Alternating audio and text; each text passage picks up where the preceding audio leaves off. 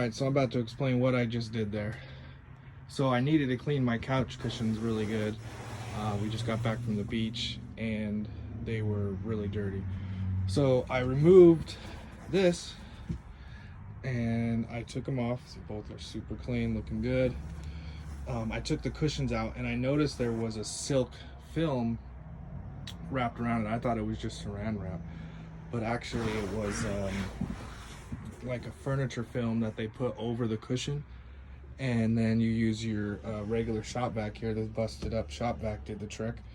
So you buy the silk roll from Amazon. I'll post a link in the video, and you just wrap it.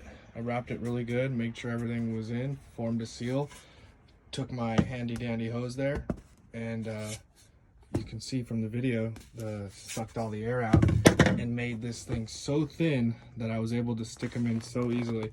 And now they're wrapped in that antimicrobial film there, so add a little bit more of some water resistance, but I double wrapped them, got all the air out, and they easily went back in.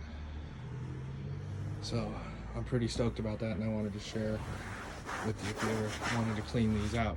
I got 4 kids in the beach, and it had to happen. All right, put these back in.